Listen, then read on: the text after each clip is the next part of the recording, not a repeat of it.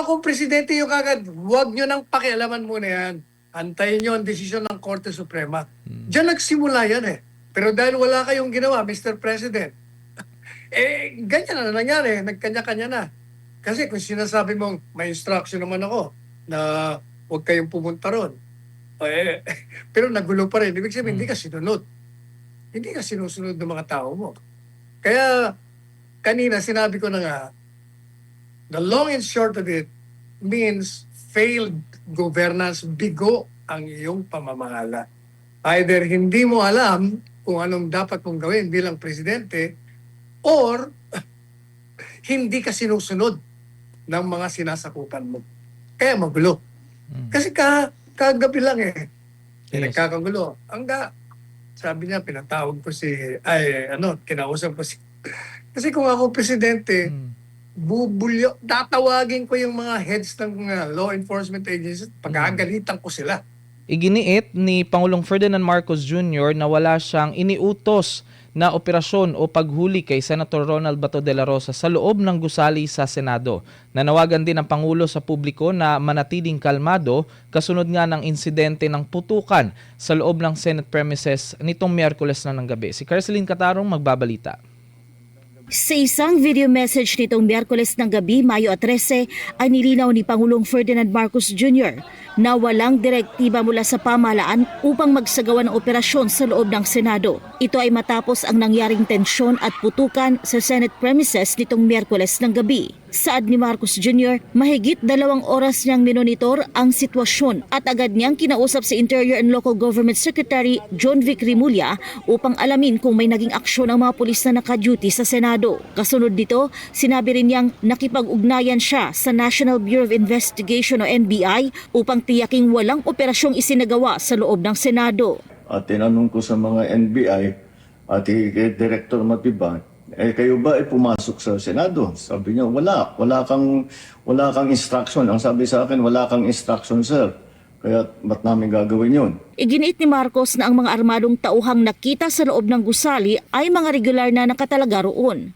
Kabilang dito ang mga miyembro ng PNP, Marines at mga tauhan ng Office of the Sergeant at Arms ng Senado. Yung nakikita po ninyo na naka-uniforme sa loob, sa mga sa news, ang mga naka-uniforme doon, 2 klase. Yung PNP, police, na naka-duty sa Senado.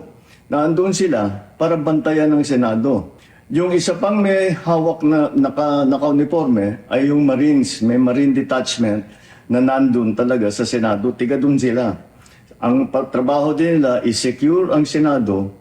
Yung isa pang nakita ninyong grupo na kasibilyan at may hawak na mga mahaba, mga usayon, yun naman sa Sergeant at Arms ng Senado.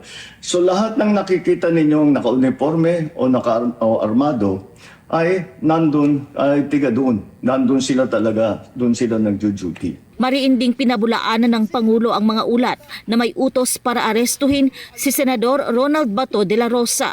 Ayon kay Marcos Jr., matapos lumabas ang resolusyon ng Supreme Court bandang alas 4 ng hapon, inatasan niyang umatras ang mga tauhan ng NBI sa lugar. Wala pong instruction kahit na kanino na hulihin si Senator Bato.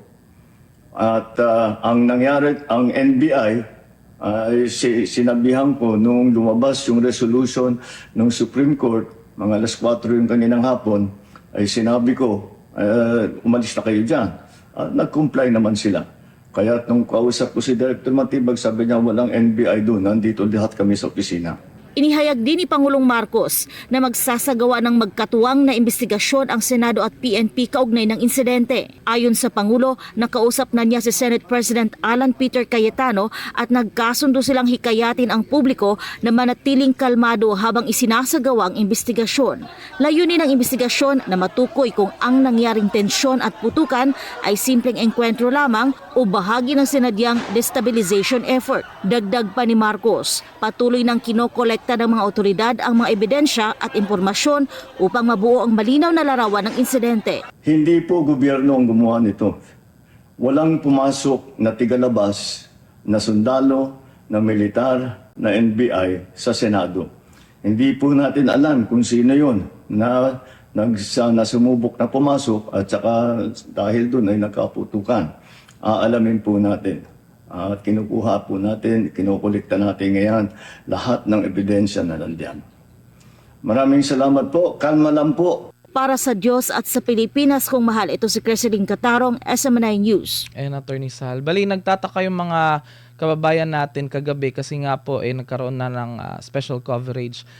May nakita ng mga umano'y, mga miyembro ng nakasuot ng NBI, Attorney Sal, pero doon sila dumaan sa may bandang GSIS building kasi nga premises din po yun ng GSIS. At doon sila gumawa ng parang binarena nila yung pintuan doon papasok sa Senate. So, nagtatanong ang karamihan, Attorney Sal, sino kaya yung mga nandoon kung hindi yung taga-NBI?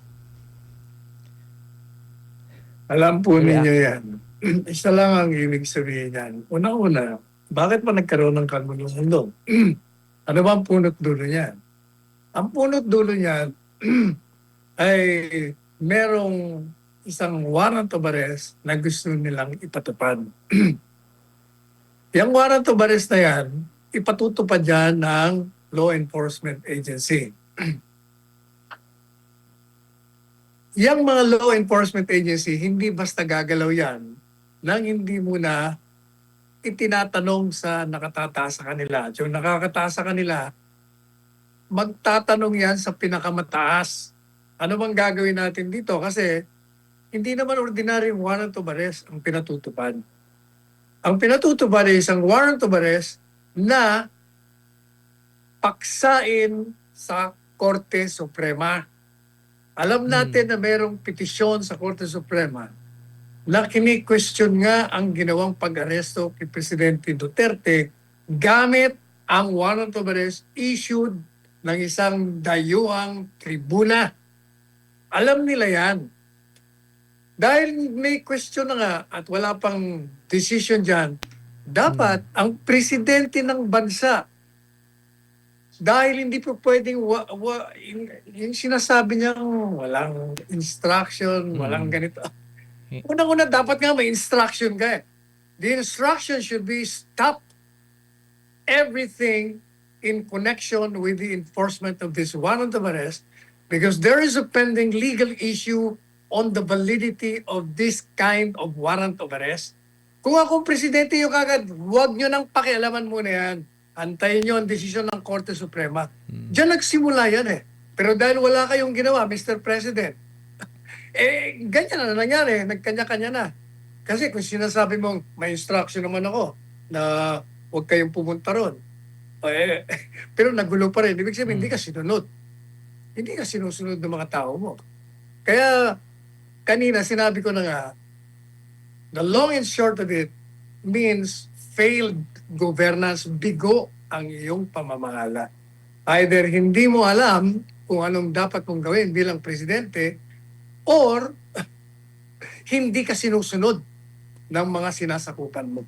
Kaya magulo. Kasi kagabi lang nagkakagulo. Sabi niya, pinatawag ko kinausap ko kasi kung ako presidente, tatawagin ko yung mga heads ng law enforcement agencies, pag-aagalitan ko sila. At papalitan ko kagad sila dahil hindi nila sinunod yung instruction ko. Di ba? Walang na. Yan ang problema. Kaya magulo tayo. Yes, attorney. At yun nga rin ang naganap nga putukan doon sa Senado, parang nag-deny na silang lahat kasi ang sabi nga nila, yung nang una daw is yung alleged NBI. Pero sinabi naman din ng NBI sa pamamagitan ng kanilang director na wala naman daw silang i-deploy na tao doon sa Senado. At ganun din yung sinabi ng PNP kasi nandun sila sa labas ng premises, Attorney Sal. Gaya na sinabi ko, hindi mangyayari yan kung in-stop na nila ang pagpapatupad ng isang questionable warrant of arrest na nakabinbin sa Korte Suprema. Ganon lang kasimple yun eh.